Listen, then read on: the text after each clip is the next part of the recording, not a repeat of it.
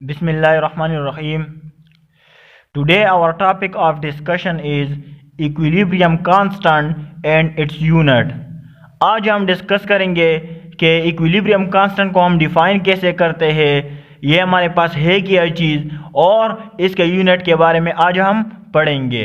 तो equilibrium constant यहाँ पर हमने इसकी डिफिनीशन भी लिखी है, लेकिन हम एक जनरल सा रिएक्शन लिखते हैं और इससे हम इक्विलिब्रियम कांस्टेंट को समझते हैं। यहाँ पर हमने एक जनरल सा रिएक्शन लिखा है कि A प्लस बी जब ये हमारे पास रिएक्ट करता है एक दूसरे के साथ, तो ये हमारे पास C प्लस डी बनाता है। ये क्या है? A प्लस बी ये रिएक्टेंट्स है, C प्लस डी क्या है? ये प्रोडक्ट है। अगर इसके लिए हम KC का एक्सप्रेशन लिखते हैं तो किस तरह हम लिखेंगे? न्यूमरेटर में हम प्रोडक्ट को लिखेंगे, डिनोमिनेटर में हम क्या लिखेंगे? रिएक्टेंट को लिखेंगे।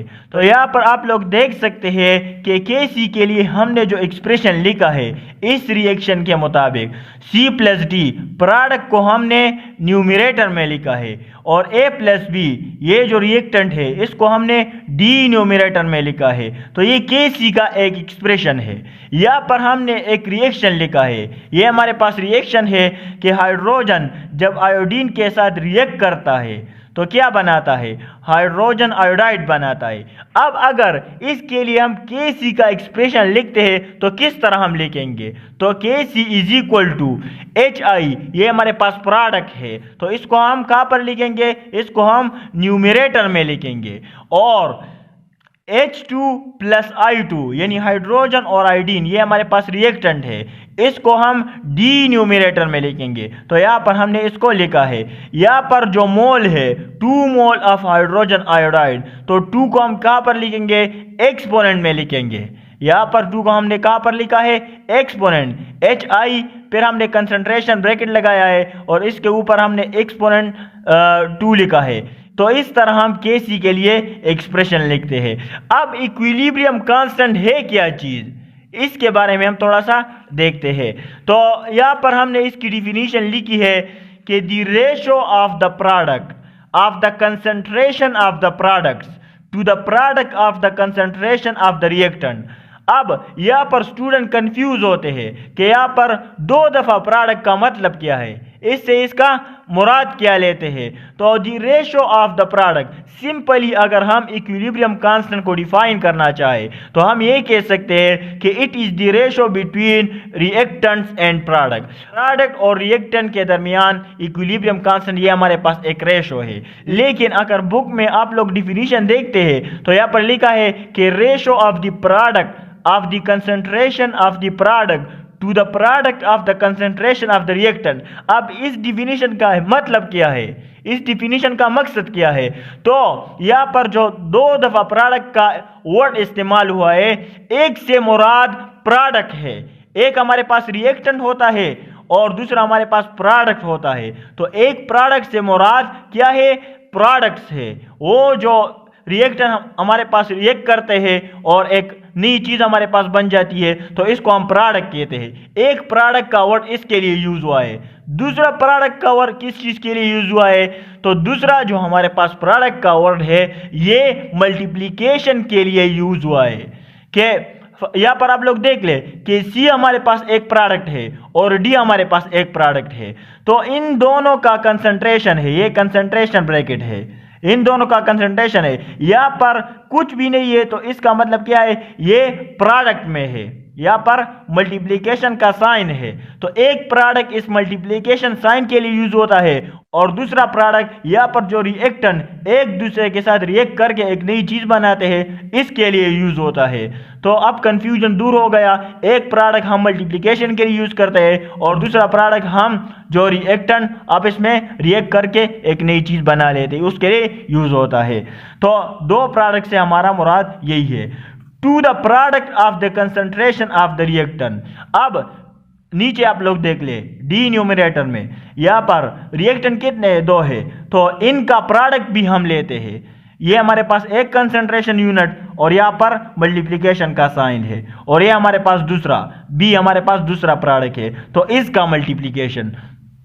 तो अब क्लियर है कि ratio of the product of the concentration of the product means के प्रोडक्ट का प्रोडक्ट, प्रोडक्ट का प्रोडक्ट हमने लेना है, प्रोडक्ट का हमने यहाँ पर मल्टीप्लिकेशन साइन इसमें लिखना है, और रिएक्टेंट का भी हमने प्रोडक्ट लेना है, रिएक्टेंट का भी हमने क्या लेना है, प्रोडक्ट। तो एक प्रोडक्ट का वर्ड किस चीज के लिए यूज होता है, एक प्रोडक्ट का वर्ड हमारे पास जो रिएक्टेंट आप इसमें रिएक्ट करके एक नई चीज बना लेते हैं उसके लिए यूज होता है। दूसरा प्रोडक्ट का वर्ड हम किस चीज के लिए यूज करते हैं, हम मल्टीप्लिकेशन साइन के लिए यूज करते हैं। तो इसका मतलब और मकसद यही है। यहाँ पर हमने रिएक्शन लिखा है कि हाइड्रोजन जब आयोडीन के साथ रिएक्ट करता है तो 2 मोल ऑफ हाइड्रोजन आयोडाइड बनाता है। तो अब यहाँ पर प्रोडक्ट में हाइड्रोजन आयोडाइड के साथ कोई और चीज नहीं है, तो यहाँ पर हम प्रोडक्ट का साइन नहीं लगाएंगे। लेकिन अगर हम डी न्यूमरेटर में देख ले तो यहाँ पर हम प्रोडक्ट का साइन लगाएंगे। यहाँ पर प्रोडक्ट मौजूद है लेकिन हम लिखते नहीं है, हम लिखते नहीं है। तो रिएक्टेंट का आपस में प्रोडक्ट और प्रोडक्ट का आपस में प्रोडक्ट, इसका मतलब और मकसद यही है। अब हम जाते हैं unit of KC, equilibrium constant का यूनिट हमारे पास किया है। तो its unit depend on the equilibrium constant expression for given reaction. इसका यूनिट हमारे पास चेंज होता रहता है, एक रिएक्शन के लिए एक यूनिट, दूसरे रिएक्शन के लिए दूसरा unit. For example, if number of mole of reactants and products are equal, the equilibrium constant has no unit as concentration unit cancel out। अगर ये कहता है अगर हमारे पास नंबर ऑफ मोल जो रिएक्टेंट होते हैं और प्रोडक्ट ये आप इसमें क्या हो, इक्वल हो, तो वो एक दूसरे के साथ कैंसल आउट हो जाते हैं और इसका हमारे पास कोई भी यूनिट नहीं बनता। एग्जाम्पल के तौर पर हम एक रिएक्शन लिखते हैं, हमारे पास 2 मोल ऑफ नाइट्रिक ऑक्साइड है, क्या है, 2 मोल ऑफ नाइट्रिक ऑक्साइड है। जब हम इसको हीट देते हैं वगैरह तो ये हमारे पास टूटता है, ब्रेक होता है नाइट्रोजन प्लस ऑक्सीजन में।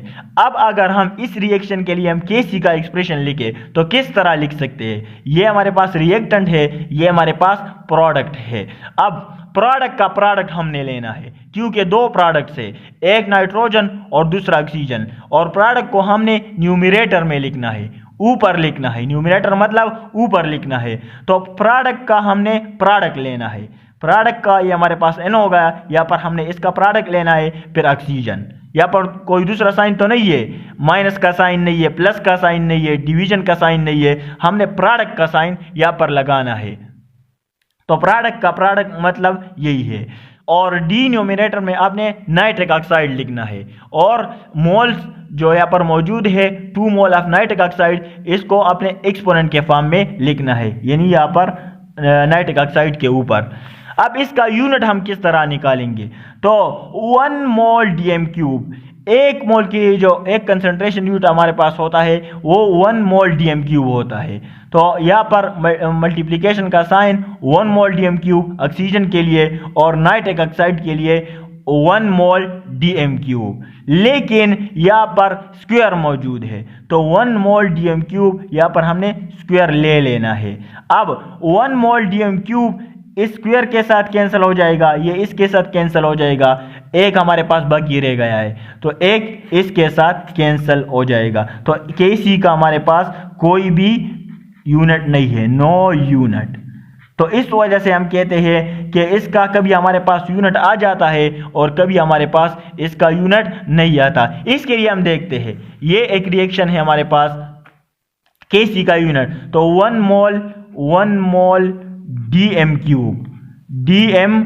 क्यूब, यहाँ पर हमने इसका यूनिट ले लेना है। 1 मोल डीएम क्यूब, यहाँ पर स्क्वायर का साइन है तो 1 मोल डीएम क्यूब और 1 मोल डीएम क्यूब, तो एक इसके साथ कैंसिल हो जाएगा और एक इसके साथ, तो इसका भी हमारे पास यूनिट नहीं है, नो यूनिट। तो कभी इसका यूनिट हमारे पास आ जाता है और कभी इसका यूनिट हमारे पास नहीं आता। तो इस वजह से हम कहते हैं कि इक्विलिब्रियम कांस्टेंट हमारे पास एक रेशो है, किस चीज के दरमियान, प्रोडक्ट और रिएक्टेंट के दरमियान, ये हमारे पास एक रेशो है। Okay, thanks.